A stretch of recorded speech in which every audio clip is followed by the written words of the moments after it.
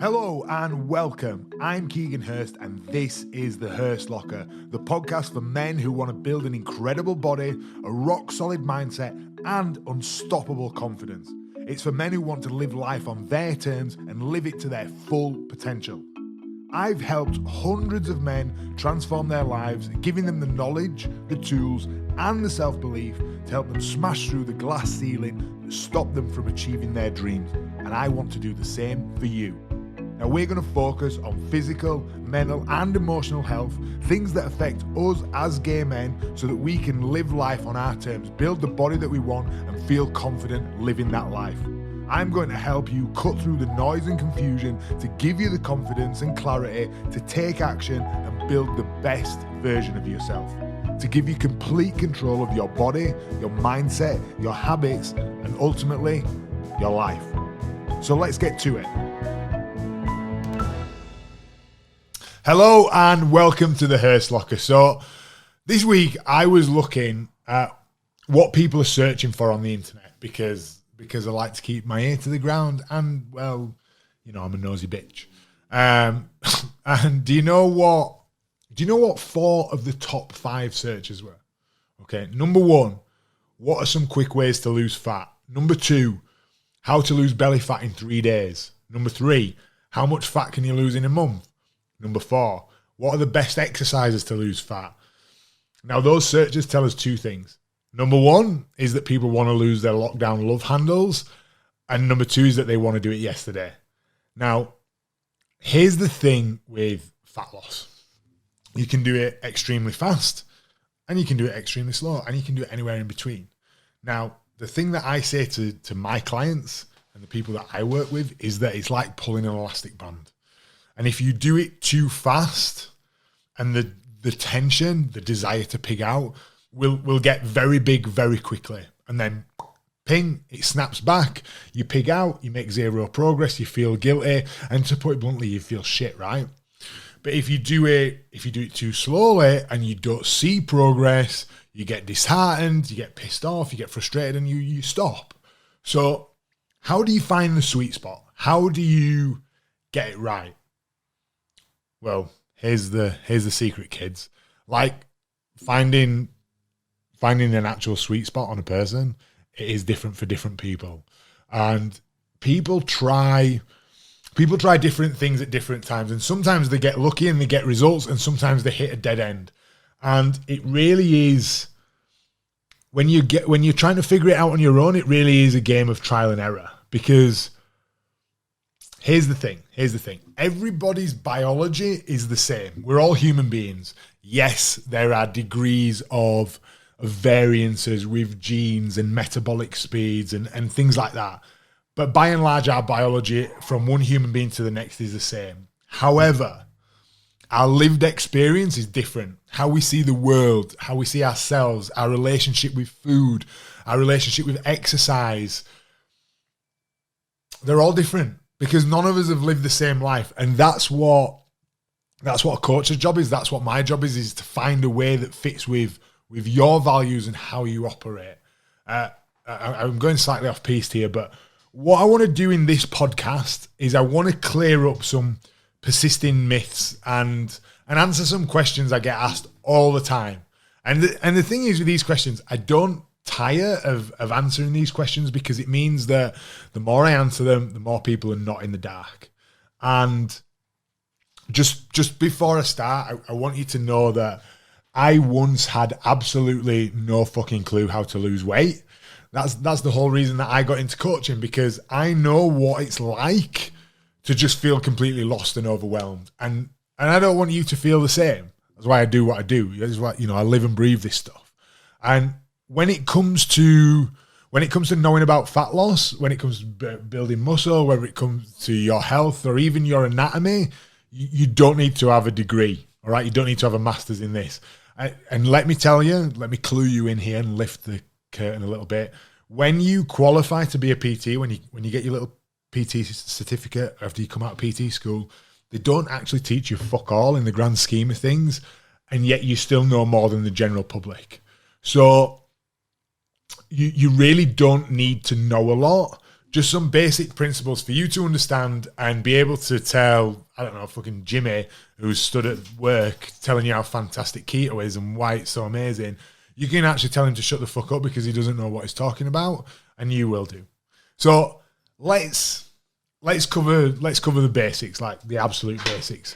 So when we are talking about just losing body weight, the only thing that matters is calories in versus calories out. The dog. If you have more calories in, then you'll be in a calorie surplus, and if you have more calories out, then you're going to be in a deficit. Now, to lose weight, you need to be in a deficit. Every diet that has ever worked is because you're in a deficit. Now, the mechanics of that might be different. Just to prove my point, there have been studies done where people have only eaten McDonald's, but they were in a calorie deficit. Guess what? They lost weight. Now, they aren't going to feel amazing, and they're certainly not going to be particularly healthy if they carry on like that, but they will lose weight. So when you are trying to lose weight, now, don't get me wrong, there are more complicated things here, macros, food quality, things like that we need to take into consideration. But when we're just talking about fat loss, calories in versus calories out is what matters. So point number 2, you cannot exercise your way to fat loss. You can't out-train a bad diet. There is no best exercise for fat loss. No matter what you read or who says it, you can't out-train a lousy diet because the maths simply doesn't add up.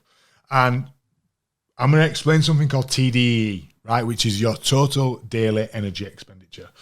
This is how many calories you burn over the course of a day, and it's made up of 4 parts. The first part and the main part is your basic or basal metabolic rate. That is the amount of calories your body burns to keep you alive. If you were to lay in bed all day and not move, there is a certain number of calories that you need to keep you alive. That is your basal metabolic rate. That makes up 70% of your total daily energy expenditure. 70%. Okay? 15% of your TDE is from something called the thermic effect of food. So when you eat food, it's a process to get rid of it, to digest it, right? And some foods require more energy to burn than others, to digest than others. Protein, I'm talking about you. And that's 15% of your total daily energy expenditure. Then we've got NEAT, which is your non-exercise activity thermogenesis. So this is anything that you do that is not prescribed exercise. Okay, so walking, fidgeting, moving around, cleaning the house, walking to the car, doing the shopping, all that kind of stuff. That is your NEAT, non-exercise activity thermogenesis. This is why people are always talking about getting your steps in, because that's a way of measuring non-exercise activity thermogenesis. And then the last one is exercise activity thermogenesis, actual training. It makes up 5% of your daily energy expenditure. 5%. So even if you were to do that every day, it's only going to add up to 5%. Maybe if you went hell for leather and you're doing big fuck off runs or training for 3 hours at a time, it might burn more, but nobody's going to do that, right? So it's really important to remember that you can't out-train a bad diet. There is no best exercise. So getting your food right and getting your steps right are going to have a much bigger impact than just training like a dickhead. Point number 3, you cannot target body fat, whether it's on your face, whether it's on your belly, whether it's on your back, whether it's on your neck. Fat comes off the body where it comes off. And for men, the last place it usually comes off is the lower back and the lower abs. For women, it's the bums and the legs. Now, do not believe anybody when they say that you can target fat, because if someone could target fat, A, we would all know about it, and B, that person would be the wealthiest person on the planet, not Jeff Bezos. You just have to be consistent, and you have to stay in a calorie deficit. You have to be patient. You have to be persistent with it. That's the secret, unfortunately. It's not sexy. It's really not sexy. Point number 4, something I get asked all the time, how much fat can you lose in a week? Now, that's a very open-ended question. It depends. You can be really aggressive with it. You could eat 500 calories a day for a week and watch the weight fall off you, but I guarantee that you will pull that band too tight. You will end up binging, you put it back on. plus the guilt and the regret that comes with it. So a good rule of thumb is to aim to lose 1% of body weight per week. So if you weigh 100 kilos and you're trying to drop some body weight, aiming for a kilo is a good amount. If you weigh 60 kilos, that's 0.6 kilos. And that'll mean that you're not being too aggressive, that you're not going to pull that elastic band that I mentioned earlier too tightly so that it twangs back and you end up binging. Now, I've spoken about calories. I've spoken about being in a calorie deficit. So how do you figure out your calories so that you are in a calorie deficit? Now, there are loads of formulas out there. There's Mifflin St. John, there's Harris Benedict, there's loads of stuff. But all these do is give us a start point, and then we have to adjust it. That's why having a coach to monitor these things is always advisable. But a real simple formula to give you a start point is your body weight in pounds times 11. Okay? Now, be 100% accurate with tracking those calories for a week, maybe 2 weeks, and see what happens. If you don't drop weight, you need to reduce your calories. If you drop weight too fast, then you need to increase them. If you're losing about 1%, then stay where you are. Now, whenever you come to adjusting your calories, just do it by 100 to 150. Don't do it too much, because we always want you to be eating as much food as possible. So don't go into a super low calorie deficit when you don't need to. All right? Another myth on fat and fat loss and calories, starvation mode. Oh my God, fuck off with starvation mode, right? This is some bullshit claim that when you don't eat or you're in a calorie deficit, your body goes into starvation mode and you won't lose fat. It's wrong, right? Because if it existed, people wouldn't starve to death, would they? All right? Now, suppose you are in a calorie deficit for a long time or an aggressive deficit. In that case, it will take longer for body fat to come off because your body will basically slow down your metabolism or your metabolic processes.